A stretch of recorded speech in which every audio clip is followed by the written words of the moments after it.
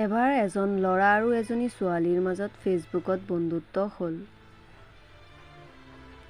সিহঁতৰ বন্ধুত্বৰ মাজত এটা বিশেষ কথা আছিল, কাৰণ ছোৱালীজনীয়ে ল'ৰাজনক দেখিছিল, বাট ল'ৰাজনে ছোৱালীজনীক কেতিয়াও দেখা নাছিল। লাহে লাহে ইজনে আনজনক ভাল পাই পেলাইছিল, যেনেকৈ এজন ল'ৰা আৰু এজনী ছোৱালীৰ মাজত প্ৰায় হৈ যায়।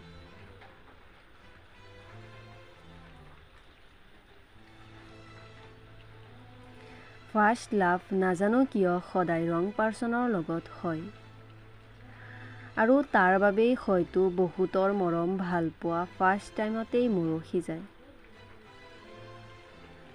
বহুজনৰ বহুত কথা, কিন্তু প্ৰেমক লৈ কেতিয়াও খেলা নকৰিবা।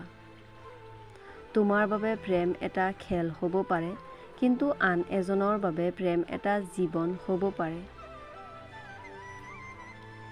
ভাল পোৱাটো একো ডাঙৰ কথা নহয়। ভাল সকলোৱে পায়, প্ৰেম সকলোৱে কৰে, কিন্তু সম্পৰ্কটো ৰক্ষা কৰাটোহে ডাঙৰ কথা।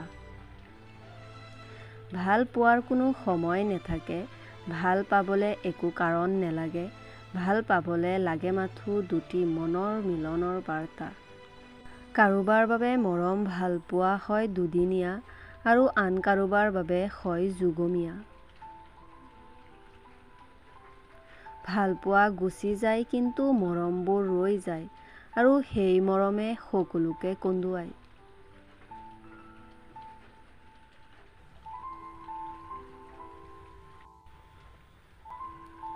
ভাল পোৱা তেনেকৈ হৈ যায় অজানিতে নজনাকৈ, একো কাৰণ নোহোৱাকৈ।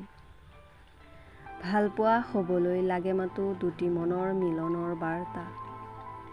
আজি হৃদয়খনে বিচাৰে অলপ মৰম ভাল পোৱা যৌৱনৰ এই বৰ দুপৰীয়া। মৰমবোৰ আজি ঢৌ খেলি উঠিছে হৃদয়ৰ মাজত নেজানো কিয়। কিজানি যৌৱনে আমনি কৰিছে নজনাকৈ মনৰ মাজত।